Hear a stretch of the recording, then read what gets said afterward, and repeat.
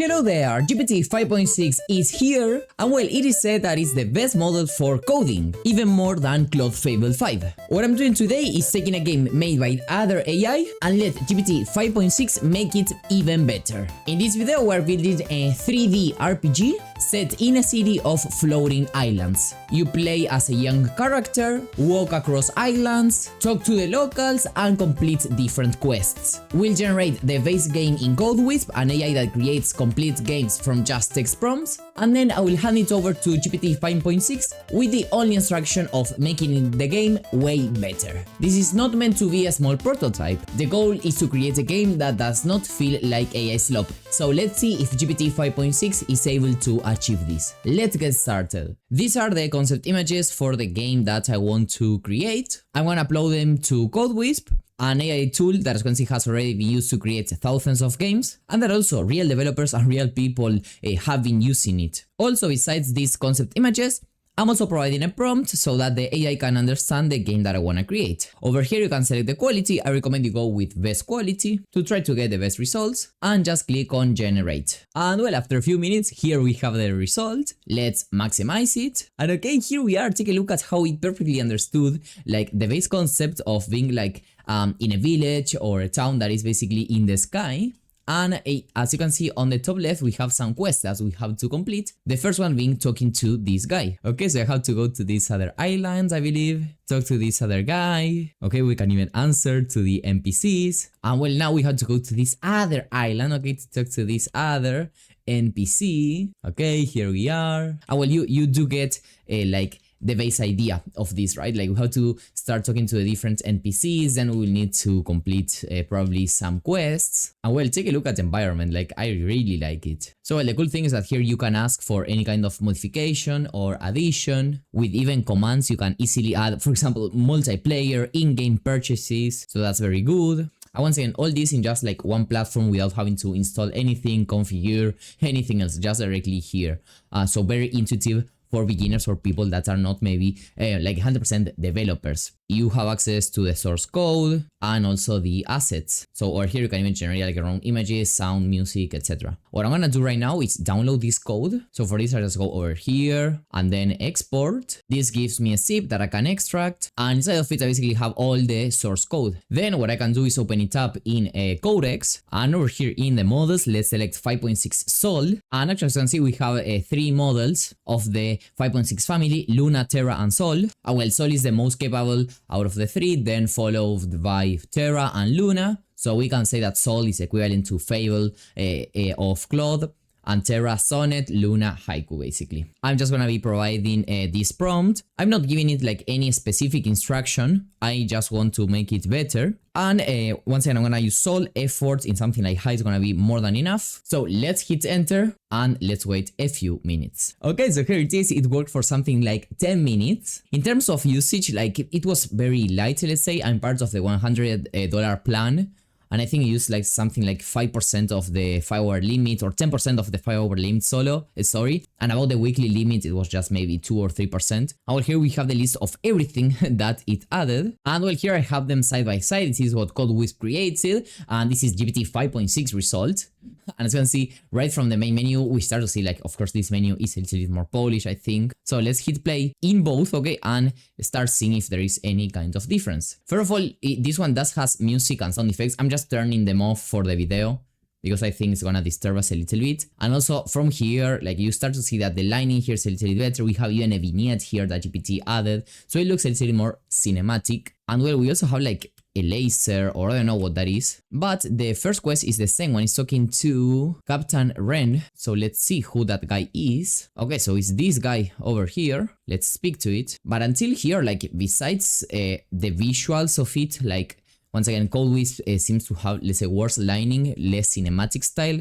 But all the rest is the same one, and as you can see, both of them have this error in the UI. So GPT didn't even bother about fixing this. So let's answer here whatever it is. and whatever it is here, I don't care. Okay, so basically, firstly, all the quests are just about speaking with every single villager. And after this, the next quest is recover the missing ledger on the Skyborn docks. And I suppose it's this light blue thing that is over here. But how am I supposed to reach it here in Cold Whisk? Well, here there was an error. And here in the version of GPT, as you can see, these blue things are what I need to collect, I believe. Oh no, these are enemies?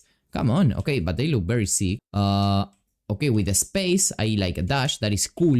In Code Wisp, I believe that we don't have that. No, we don't. Oh, okay. Here we have it, actually. Okay, so, yeah, let's pick it up. There it is. And I have to return the ledger to Master Toma, which I believe should be the guy in the center. Until now, they're very similar, both games. No, it wasn't that guy, so it should be the one from here, I believe. Yep, this one is Master Toma. Let's press here. Here it is. Okay, I know how to record the Sky Echo Crystal from another guy. But let's see if GPT here did anything differently. Well, what GPT did here is adding some enemies, and like it gave me this kind of lightsaber that I can use. But you can see it doesn't even work correctly because it's like attacking to the side rather than to the front. So well, let's just pick this up. Okay, I didn't see any difference. Let's use the dash here to move a little bit faster. And once again, let's go to this guy. There it is. And over here, there it is. And we'll actually have to go to the exact same guy. Here we do have these enemies, like for me, they look very, very good. Okay, and here we can pick it up, but once again, this is like in the air. It should be like on the ground, but well, there it is. Let's pick it up and give it to this guy. There it is. And well, I've actually added here with ChatGPT, if I press D9, I mark a quest as completed. So supposedly the next quest is defeating a rival champion. So let's see this. I'm ready. Okay, this looks good. Okay, so we have a boss fight here. I believe this is not in Code Wisp.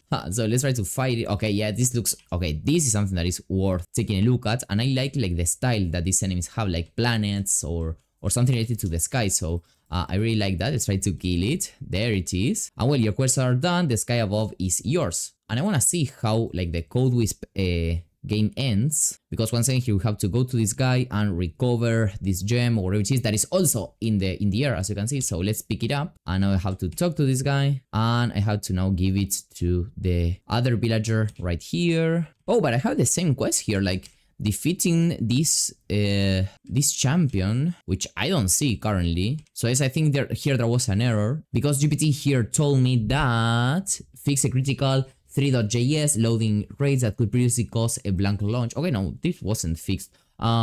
Defeat a rival champion. Yeah, so here I think that always made a mistake. So overall, what GPT did, I think, was very good. Like, it did improve it in literally just one prompt.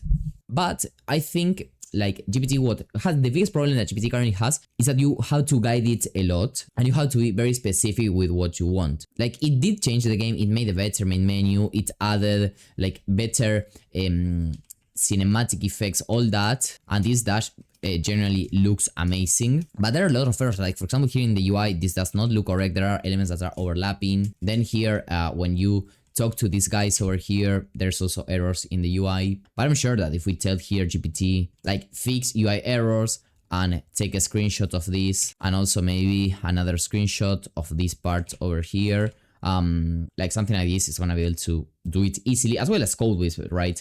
But what I don't like is that these models are very expensive to be used, and they should be more intelligent, in a matter that if you tell it, okay, your job is to make it generally better, treat it like a real game you're about to ship on Steam, not a demo or something like that. Like, the final result, it should not just have worked for 10 minutes. It should have worked for, I don't know, at least 30, 40 minutes. Because once again, this is the most expensive model in high effort.